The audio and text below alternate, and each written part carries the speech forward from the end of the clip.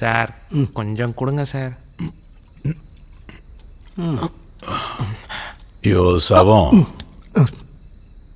என் பேர் சவம் இல்லை sir, Siva sir. ஏதோ ஒன்றுயா, சவுண்டு வந்தா போதும்.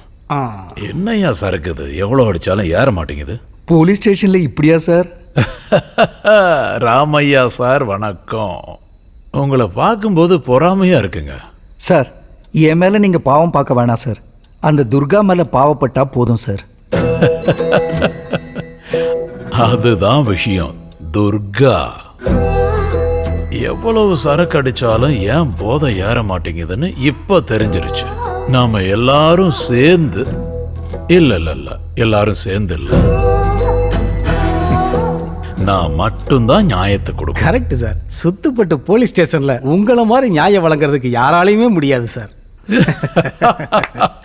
நீங்க காக்கி ட்ரெஸ்ல இருக்கிறதால பொழைச்சிக்கிட்டு இருக்கீங்க. யோ சிவா சார், நீ என்ன புகழ்ந்து பேசுறியா இல்ல திட்டுறியா? உங்க அருமை பெருமையெல்லாம் சொல்லிட்டு இருக்கேன் சார்.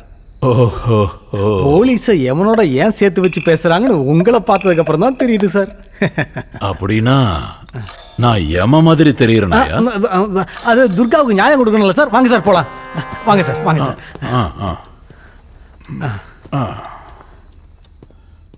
நீ எங்கடா வர? துர்காவுக்கு நியாயம் கொடுக்க சார்.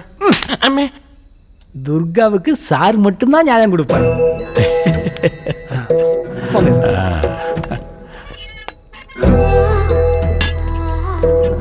சார், துர்காவை விட்டுருங்க சார்.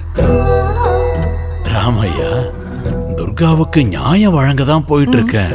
பாவம் இல்லையா? வேணும்னா நீயும் வா.